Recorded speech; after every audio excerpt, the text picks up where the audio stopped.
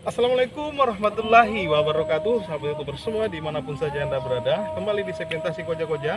Kita kali ini bersama dengan narasumber saya. Beliau adalah seorang praktisi pendidikan yang sekarang sedang mengembangkan LBB, Lembaga Bimbingan Belajar Buton yang berpusat di Kota Babau. Assalamualaikum warahmatullahi wabarakatuh. Waalaikumsalam. Alhamdulillah. Nah, kita melihat fenomena pendidikan hari ini.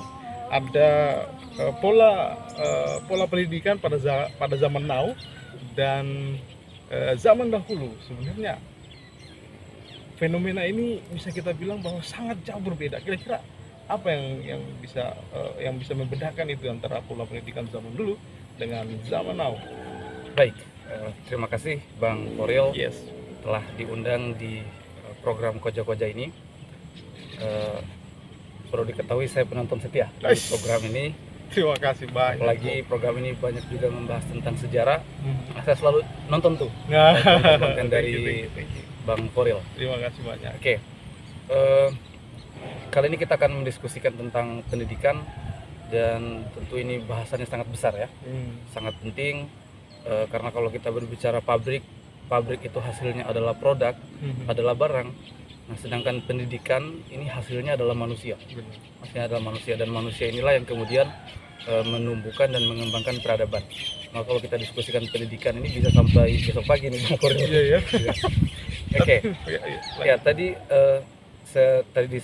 disebut sebagai praktisi pendidikan, barangkali itu terlalu tinggi ya. Hanya memang saya sehari-hari di dunia itu, jadi saya pernah juga mengajar di sekolah, sekarang juga saya mengajar di beberapa bimbel nasional, jadi siswa saya banyak dari Pulau Jawa, dari Pulau Sumatera juga, dan betul tadi sekarang saya lagi mengembangkan lembaga bimbingan belajar, itu pusatnya di Kota Bau-Bau, lembaga bimbingan belajar Buton. Nah, di situ siswa kita banyak bahkan dari TK, SD, SMP, SMA, kemudian bimbingan belajar masuk perguruan tinggi, sekolah kedinasan, bahkan TNI Polri juga kita buka di situ. Yes. Oke, terkait dengan pendidikan tadi, Pola pendidikan. ya, mungkin saya bercerita dulu. Ya, ini kita mulai diskusi, pertanyaannya sudah berat nih. Saya barangkali bercerita dulu sedikit. Memang kalau kita lihat dunia sekarang itu perubahannya begitu cepat ya. Kita sudah masuk di era dunia digital, nah, di mana kita lihat fenomena digitalisasi ini sepertinya akan ada di semua aspek kehidupan. Nah, di awal-awal kan digitalisasi itu ada di sektor ekonomi. Kita lihat di situ ketika orang membeli barang dia tidak perlu lagi ke toko, dia tinggal mencek di website atau di platform sosial media lainnya. Bahkan transaksinya juga secara online. Nah, jadi ekonominya sudah masuk di dunia digital. Nah, dan ternyata digitalisasi ini juga masuk ke dunia pendidikan, Nah, digitalisasi di dunia pendidikan ini ternyata mau tidak mau kita harus ke sana, karena zamannya sudah seperti itu. Apalagi sekarang kita di awal-awal kemarin ketika kita masuk di masa pandemi, nah itu kan mau tidak mau kita dipaksa untuk kemudian terjun ke dunia digital.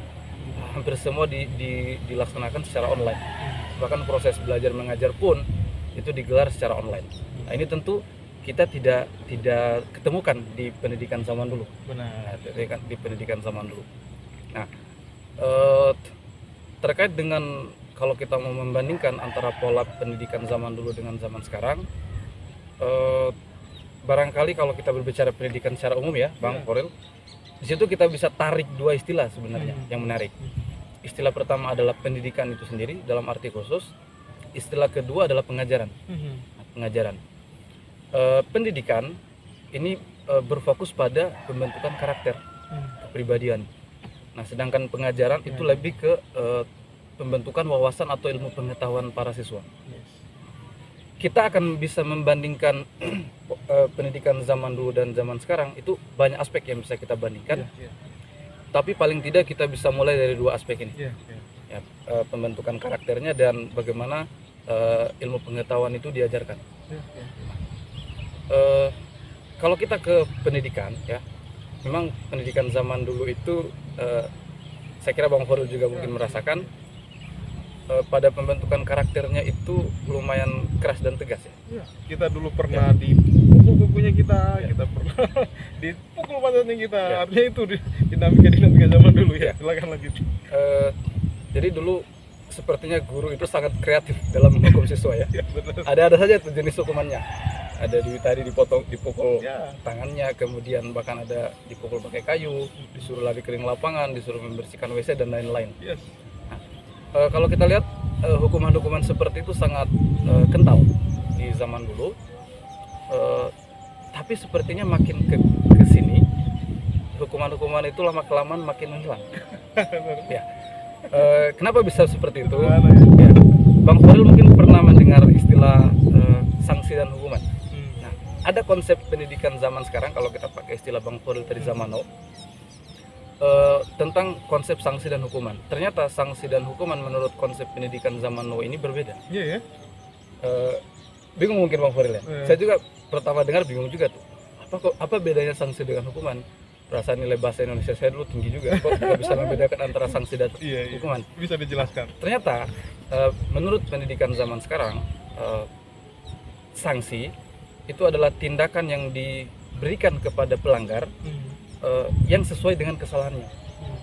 Sedangkan hukuman yang tidak sesuai dengan kesalahan.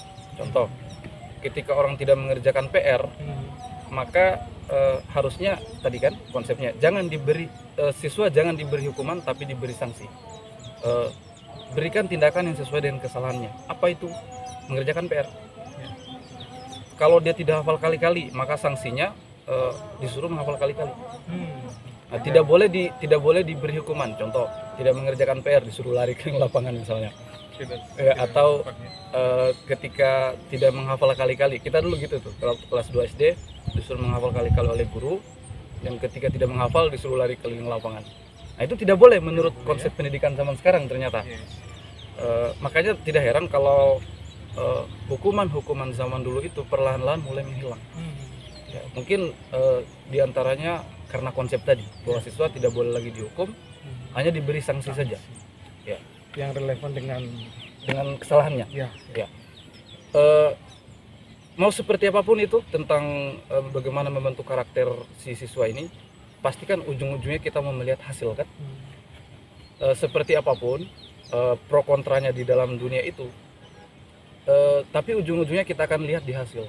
Nah, kalau kita mau membandingkan antara pendidikan zaman dulu dan zaman sekarang, khususnya dalam bidang pembentukan karakter, ya kita lihat hasil. Bagaimana sih hasil karakter siswa-siswa zaman dulu dan zaman sekarang? Benar. Nah, itu kan menarik kalau kita diskusikan. Nah, kan ini menjadi pro kontra kan hukuman-hukuman seperti itu. Misal ada sebagian orang yang menganggap hukuman seperti itu masih bisa kita terapkan sekarang. Ada juga yang beranggapan bahwa tidak boleh lagi, sudah melanggar HAM, zamannya sudah beda dan lain-lain kan. Tapi seperti yang saya katakan tadi Bang Khalil, seperti apapun itu pasti kita melihat hasil. Nah, hasil pendidikan zaman sekarang khususnya dalam bidang karakter tadi dan zaman dulu bagaimana? Nah, mungkin itu menjadi subjektif penilaiannya, orang akan berbeda-beda barangkali. Nah, tapi kalau kita membandingkan tadi barangkali dari segi metode seperti itu, tapi supaya kita lebih objektif kita melihat hasil.